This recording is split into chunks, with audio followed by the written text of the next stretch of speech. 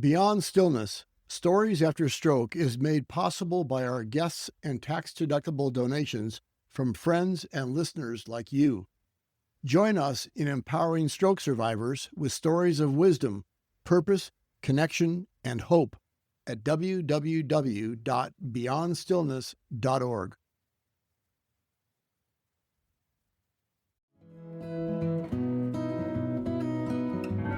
This week on Beyond Stillness, Stories After Stroke, we spotlight wife and caregiver Valerie Hollaender.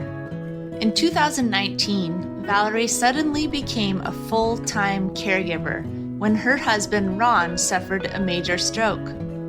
Valerie shares a variety of emotional phases, ways friends and family have helped, and healthy habits she's developed along the way. Her talk is entitled, Just Needed to Ask, A Caregiver's Journey. Thank you for joining us for Part 1, Valerie Hollaender's Story.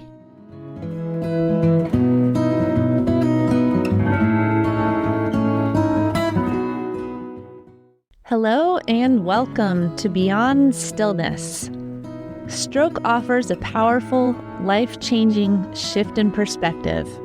Each colorful memory creates a parable for life's greater teachings, a compass for journeys ahead, and inspired wisdom for unique growth.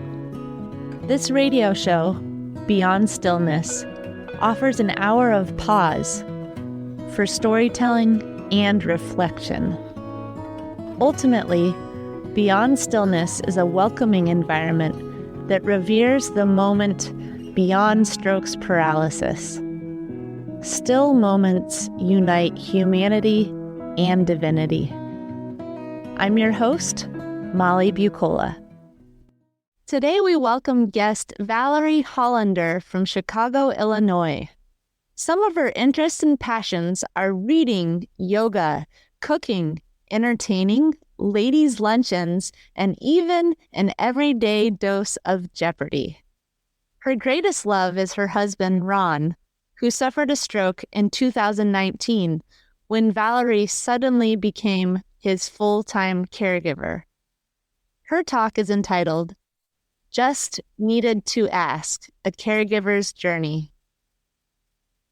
Before we begin, we take a moment of pause, calling to mind people in our lives that may need an extra hand. People who may feel so overwhelmed or confused or sad.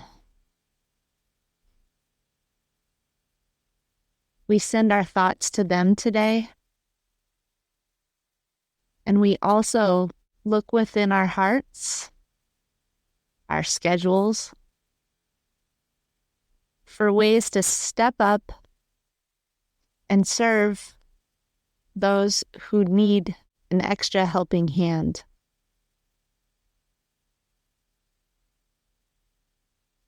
And now we call to mind moments in our lives where people offered us love, support, care, in just the right moment.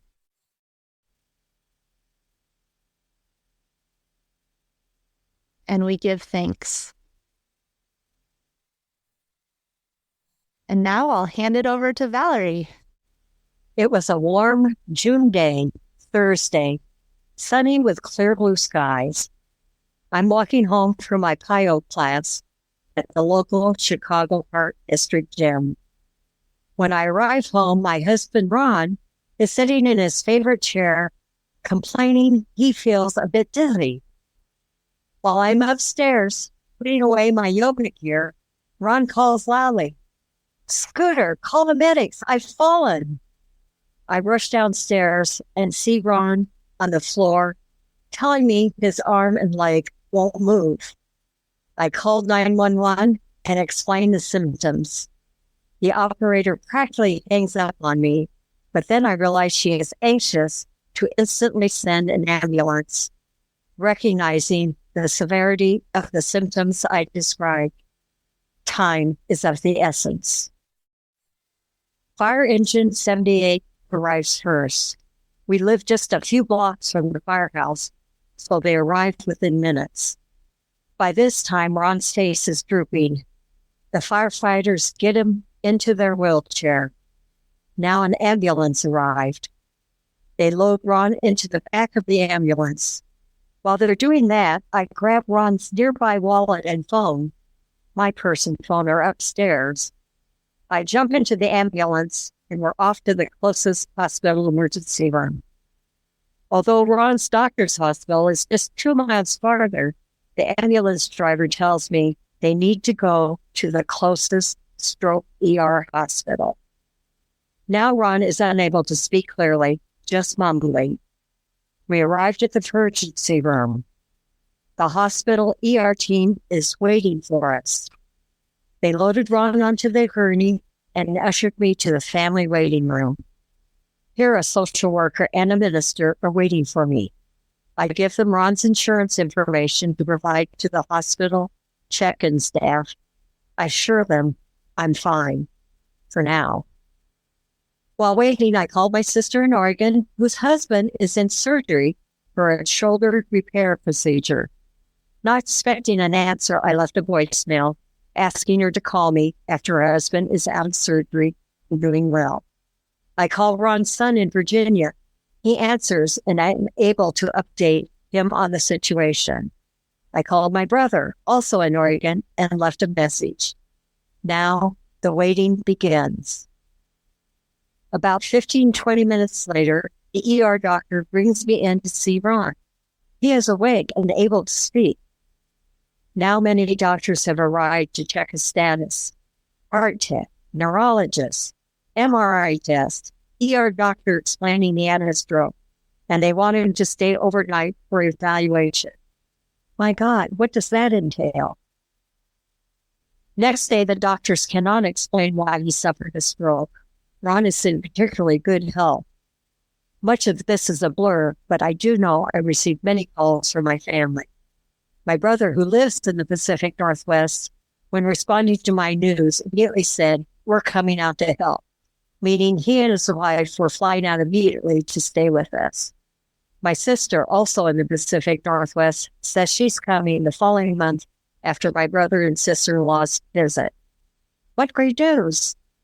Still not fully understanding is what we needed to get me through my shock, or really even understanding the impact my husband's health issues would have on us. Grief. We're now home, and the grief sets in at my realization that my dearly loved husband and partner of 39 years has changed dramatically. Although compared to most stroke survivors, his incapacities are minimal. Continual short-term memory weaknesses and peripheral vision issues. However, they are real and affect him critically. Our marriage has suddenly changed from a partnership with each of us sharing equally in the daily business of life, 50-50, so to speak, to an 80-20 relationship, me 80-20%, Ron 20%.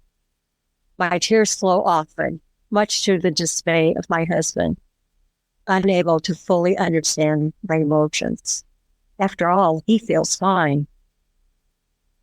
But little does he know or remember the 5-page list of follow-up instructions provided by his hospital nurse when he was discharged. I spent a frustrating 2.5 hours trying to set up the recommended doctor's appointments. Neurologist, sleep apnea doctor, primary care doctor, ophthalmologist, occupational therapist, cardiologist. On hold, transferred to another office, placed on hold again. Finally, talking to the appropriate schedulers, but more often than not, the doctor is not available for several months into the future. Say what? Ron just had a stroke. What are the chances he'll have another? Plus, Ron is a new patient, and I need to provide them with additional information, reason for the visit, basic contact information, insurance coverage, details which I do not have at my fingertips. Ron can't remember and can't easily provide to me. Anxiety. Now anxiety, sleeplessness, and helplessness become my everyday emotions and demeanor. How do I make sure I feel better so I can be supportive of Ron? Day by day, I learned I just needed to reach out and ask for help. The help was ready and waiting. Just ask. A very hard task at the time, but I did it. What I learned through asking was it takes a dedicated team of loving family members, supportive friends, compassionate healthcare professionals, and adopting a dog. Glenn, my brother, and Chris, my sister-in-law, 10-day visit was precious and invaluable. Shortly before Ron's stroke, we had hired a crew to paint the exterior of our house. Glenn and Chris were here to keep the paint crew on track while Ron and I went to what seemed like a million doctor's appointments. Chris cooked and listened to me. Glenn supervised the painters and listened to me. In fact, Chris returned that fall for a visit to support Ron and me when Ron had his cardiologist recommended heart procedure. Brenda, my sister, was also immediately on board saying, "No question, I'm coming to visit." Her visit following just weeks after Glenn and Chris left helped tremendously with getting me grounded again. Brenda accompanied me on several doctor and therapist visits, helping me to comprehend and absorb their advice. And even more helpful, we just had fun. Going to street fairs, having ladies' lunches with my gal friends, going to the Chicago Art Institute, participating in yoga classes, and just watching TV with her. She motivated me to get out of the house and out of my despair and urged me that things will get better. I'll be forever grateful to her. My wonderful family came through for us in the best way with their time and love, and I was incredibly fortunate they were able to take the time to be with Ron and me. I learned I just needed to ask for help. Friends came through eager to help, but not always knowing how. I just needed to ask. These friends helped me find better ways to manage my inability to function normally. Finding a counselor to help me through the many, many doctor appointments and gathering the information each would need to evaluate Ron's condition. Another friend found the Life After Stroke Survivors and Caregivers support group sponsored by Rush Hospital, a local Chicago facility. Meeting monthly, this group is led by a devoted and kind nurse practitioner. Another friend found the Life After Stroke Survivors and Caregivers support group sponsored by Rush Hospital, a local Chicago facility. Meeting monthly, this group is led by a devoted and kind nurse practitioner with expertise in training and educating stroke care nurses and a caring neurologist. This group not only connects Ron with other survivors, but also helps him discover he's not alone with his health issues. It also helps me understand the stroke survivor's perspective a bit more. Indeed, the monthly sessions are informative and sometimes even fun and joyous with wonderful people who are willing to share their experiences. He even connected me with Molly Vicola and the opportunity to tell my caregiver story. Sounds simple, but I was overwhelmed and so grateful for the help of friends and support groups. Just needed to ask, often through embarrassing tears and sobbing. Ron's friend sat with me all afternoon, just talking and sharing experiences. And as important, making the doctor's appointment for me, I couldn't fathom to accomplish this task. Even my hairdresser, Pasquale, was able to give me tips on handling the stress and new responsibilities. He was the primary caregiver for his ailing and aging father, who was often stubborn and unreasonable. Pasquale said, when it got too much, he went to the nearby park and quietly sat on a bench and enjoy the beautiful nature surrounding you. In other words, take care of yourself. Recognize that sometimes the burden seems unbearable, and there is nothing wrong with taking a break. I was lucky to be able to take his advice, enjoy a leisurely walk occasionally through our neighborhood. Hearing birds chirp, watching dog walkers stroll by with their cute dogs, noticing my neighbors' lush gardens, appreciating the beauty of my community. Surely as important, I am incredibly grateful for my primary care doctor's compassion. Again, I just needed to share my emotional breakdowns and concerns with him. He prescribed anti-anxiety medication, set up referrals with a therapist. When I was called for jury duties just weeks after Ron's stroke, he made all the arrangements to indicate I was not able to serve. I connected immediately with Lindsay, the therapist my doctor recommended. We met weekly for several months. Her guidance, knowledge, and compassion helped me immensely, providing me with tools to manage my anxiety and stress. During this time, I often spent most of the day in my comfy chair watching TV while realizing I was avoiding the care Ron needed, hoping against hope that everything would get better. I was feeling guilty and worthless. But one very helpful and easy tool Lindsay provided me with were breathing exercises. These simple exercises worked well in calming my anxiety level and calming my racing mind. Lindsay also provided me with a referral to a colleague, Laura, who could supervise my anti-anxiety and antidepressant medications. These medications made a world of difference in my ability to handle the stress and anxiety of caregiving. As a side note, during this time, Lindsay was working on setting up a caregiver stroke group through the hospital. Eventually, she convinced her superiors of the need. Along with me, 10 caregivers of stroke survivors were invited to participate in Lindsay's group sessions. Remember, this is during the pandemic. Online meeting software saved the day.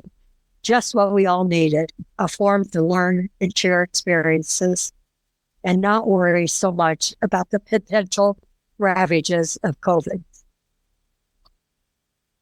I still read the daily meditations from the book that Lindsay's colleague recommended, Hands and Heart Together, Daily Meditations for Caregivers by Valerie Hollaender. Terrific way to start my day with focus and strength, never knowing when unexpected caregiving surprises may occur, both good and bad. Finally and happily, Toby, our adopted Border Collie rescue, provides both Ron and me with countless hours of joy and entertainment. It is a significant responsibility, but one we both embrace. He certainly keeps us active. Acceptance. It's been a long journey. Lots of fears. Fear of the unknown. Change in Ron's and my relationship. Aging issues. These are all part of life's journey, and one I now accept more easily. Through the help and guidance of the many wonderful people in my life, Ron and I are able to embrace our new normal. Yes, it's hard sometimes. Using the tools I've learned, as well as the support groups both Ron and I still attend, help us through this ups and downs. We've gained wonderful friendships with the other survivors and caregivers. Contentment. Although this has been an exceedingly difficult journey, I now find I'm in a period of contentment. I'm actively doing the things I love. Reading is my favorite pastime. I participate in 2 book clubs, developing an appreciation of many literary genres, but also forming new friendships. Yoga is a passion of mine. I usually practice 2-3 times each week, always starting with my intention of patience, kindness, and generosity. The meditative quality of a yoga practice relaxes me and gives me the strength to tackle the challenges of the day. I think devoting time to me is one of the most important things I can do while supporting Ron. Not in a selfish way, but it is important to my good health and ultimately Ron's good health. Expert advice says to take care of yourself. Easy to say, hard to do. It's necessary, and I have found it has led me to this contentment phase. I'm happier, healthier, more active, with fun pursuits, and so is Ron. Looking back over the journey, which I truly know how much help I needed to get our lives back on a happy track, to enjoy each other in our retirement years. I also somewhat belatedly discovered that my friends understood more than I initially thought. I just needed to ask. They understood and wanted to help. Through the deep love I share with my husband, as well as through the wonderful help of the amazing people in my life, Ron and I are embracing our new normal, gratefully, and now much more happily. Our new normal is working well. Valerie, thank you. Yeah. Well, thank you. It was a blessing to have met you. Oh, thank you. Thank you, Valerie. I'm going to take your advice, and for our moment of pause as we close, we're going to practice a little box breathing, which is inhaling for 5 seconds, hold 5 seconds, exhale 5 seconds, hold 5 seconds. So that's an overview of what we're about to do. We try not to let thoughts go through our minds, but our minds are made to think. Maybe bring your attention to a part of your body, maybe the palms of your hands, and witness how they look and feel in that moment. So let us begin. Settling your body into a space that it's comfortable, maybe dropping your shoulders down and back. Deciding which part of your body you'd like to focus on for this moment of pause. And with an inhale, 1, 2, 3, 4, 5, hold. 1, 2, 3, 4, 5.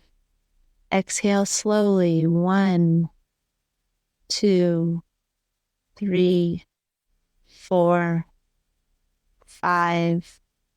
Hold. 2, 3, 4, 5. Now repeat on your own with an inhale.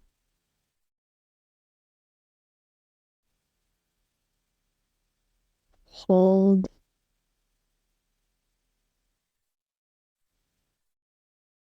Exhale.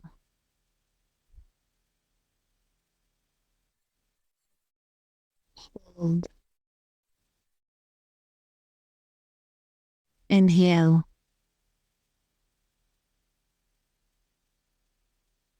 Hold.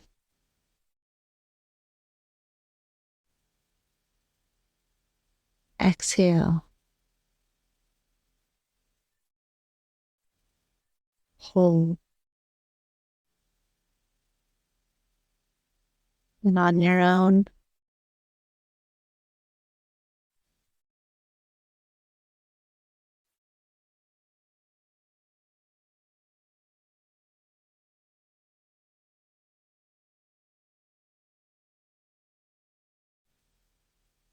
and with the final inhale, exhale it all out.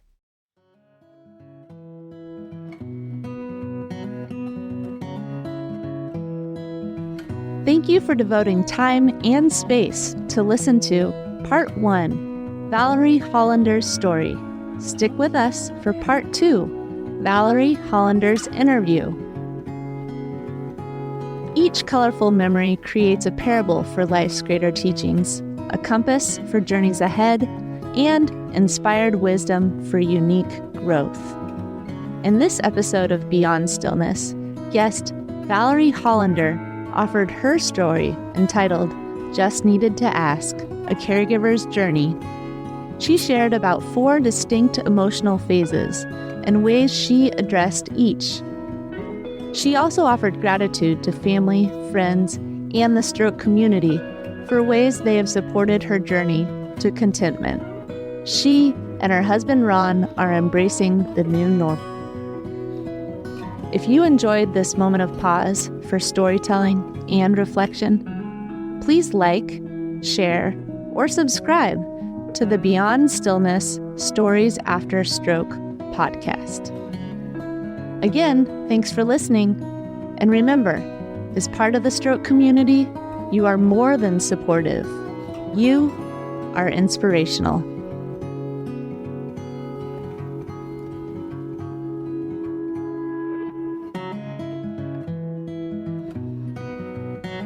If you are part of the stroke community and have a story you'd like to share on the show, please contact us. Email molly@beyondstillness.org.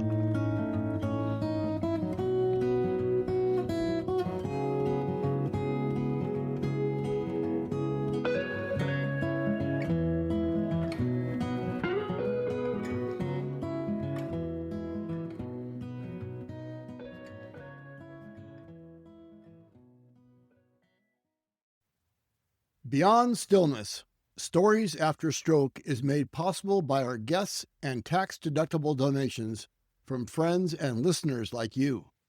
Join us in empowering stroke survivors with stories of wisdom, purpose, connection, and hope at www.beyondstillness.org. Another way to support is to like, share, or subscribe to our weekly show. Again, thank you for devoting time and space for this week's episode of Beyond Stillness, Stories After Stroke.